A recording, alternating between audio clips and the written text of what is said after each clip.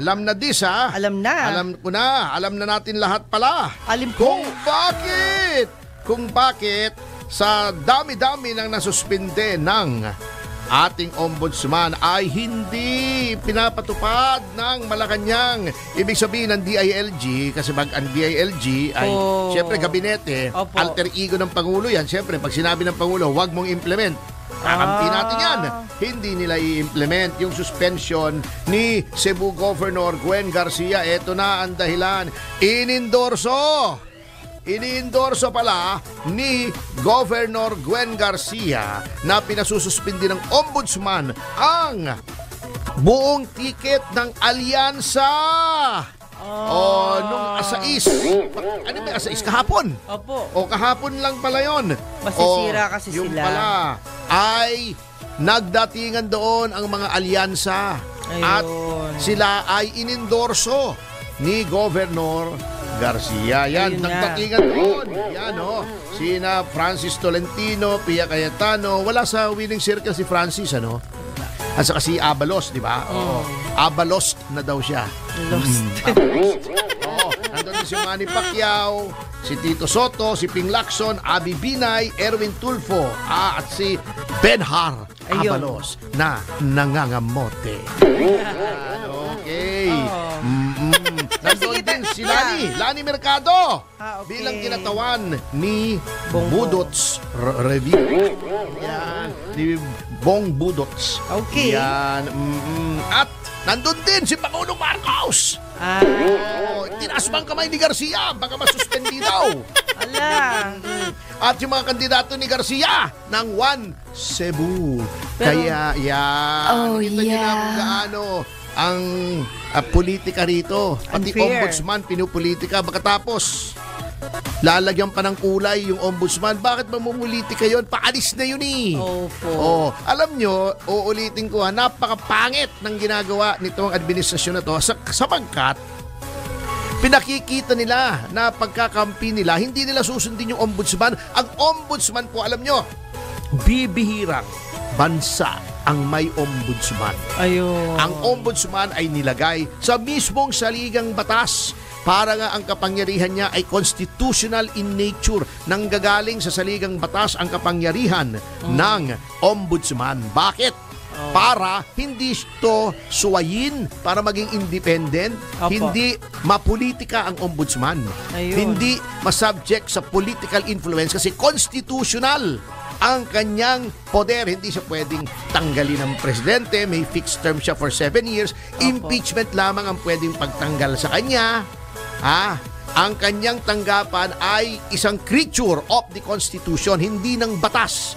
Kasi kung batas lamang nag-create sa isang ahensya, pwedeng magpasa ang batas ng ang lehislatura na tinatanggal o ina-abolish yung office na yon. Kanya nilagay yan sa saligang batas. Yang ombudsman ay para hindi ma-abolish. Ayun. Para nga magkaroon ng independence. At lahat ng naa-appoint dyan. Want your favorite? Kare-kare! Pure Foods ready to eat. Enjoy the easy taste of home. Ay sinusuri, sinasaliksik ang buhay, bina-background check ng JBC, Judicial and Bar Council. Pero magiging tatak yan, pangit. Pangit ang magiging tatak nila. Oo.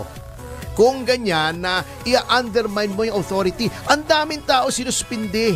Opo, sumunod diba? agad. Dapat ipagbunyi ito. Si Congressman El Rey Villafuerte, nung sinuspindi siya. Umalis. Umalis, nagpasuspindi siya. 2 months yata, kung 2 months. Ito, ayaw sumunod, ayaw ipatupad ng presidente.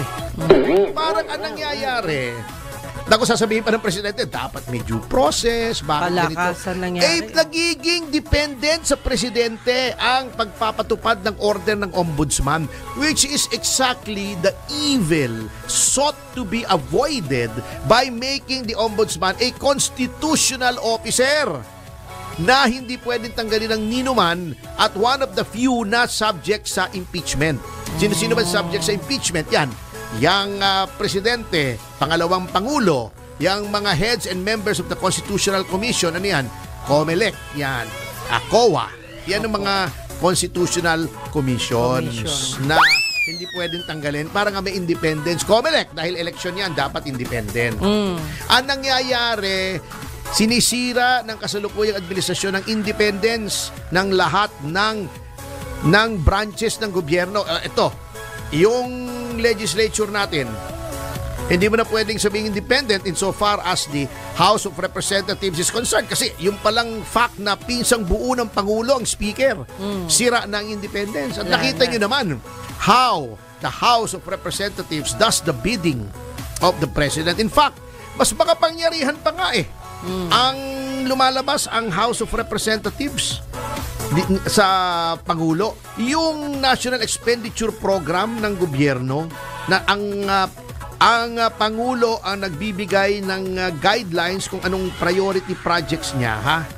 Yun mismo, ha? Opo. Ay hindi sinusunod. At least man lang, di ba, magkaroon ng respeto sa Pangulo. Sasabihin ng Pangulo, dagdagan ng ganito. Babawasan ng Kongreso.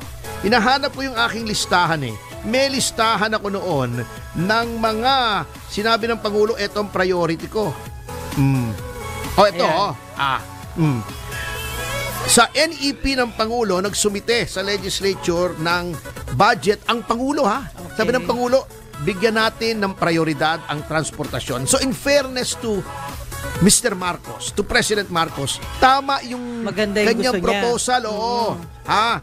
39.374 billion ang pinropose niya for public transportation dun sa subway project. Kasi nga, ayos. mass transport ito, pangmasa ito. Opo. Anong inaprubahan ng legislature?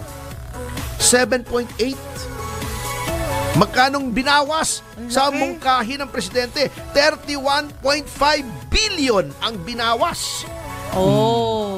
Kita nyo, Delikado tayo dyan. saan nilagay ng House ng legislatura yung binawas sa subway project na 31.5 billion. Nilagay sa akap, ayuda. At sa mga proyekto ng DPWH na walang kinalaman sa mass transportation. Mga flood control, bakit dyan sila kumikita? Cat's eye. Oh my God. Di ba? Netting. Refrapping, di ba? Yung mga nirereklamo ni Mayor Magalong, doon nilagay sa kita nila. Can you imagine, mas makapangyarihan pa sila sa presidente, Alam niya kaya yun. Alam niya yun. Kaya ang problema, his heart is in the right place, lalo na pagdating dito sa mass transport, at ngunit, very weak siya.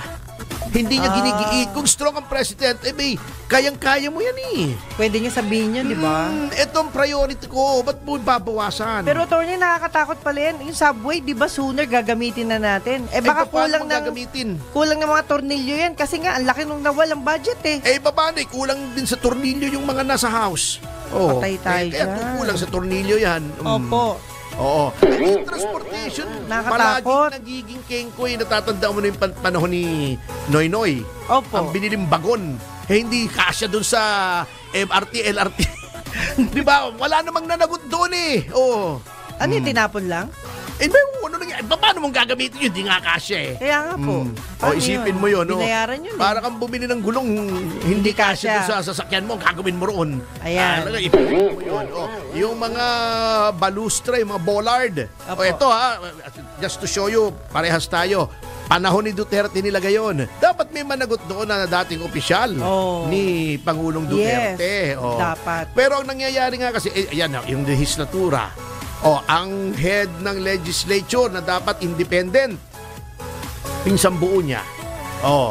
Ang head ng COMELEC na dapat independent, abogado niya. Ngayon, ang sabi-sabi, ang ipapalit daw na ombudsman, si dating Chief Justice Bersamin na executive assistant niya, wala na talaga pagkaya na nangyari. Naloko-loko na yung check and balance ng ating konstitusyon. Paktay na for 7 years. Ilalagay mo sarili mong tao. Si Martires, hindi tao ni Duterte yan, galing sa legislature, sa hudikatura yan Associate Justice dati yan ng Sandigan Bayan, napunta sa Supreme Court, nilagay sa Ombudsman. Huwes yan. So, expected na second nature sa kanya yung judicial impartiality. Ayan. sabi nga ni nanay sunugin ang mga sertipiko ng mga taong Oo. ganyan. Ngayon gagawin mo na Oh my ombudsman at dating hepe, yung bali primus inter pares ng gabinete mo, wala na talaga. Ayan. Ababuyan na yan. Walang kwenta. Sa notang yan, magbigay daan na tayo sa Yes. susunod na programa! Yeah! Na Maganda. maganda kung nababasa natin. Yeah! Ayan. Hindi nagbabago. Balitang Bayan! Yan! With Boss! Ha? Drew! Buo na ang buto. Sino? Yan. Drew, buo na ang buto. Bumbong. Ang buto. Ang buto. Sino? No. Oh, yeah.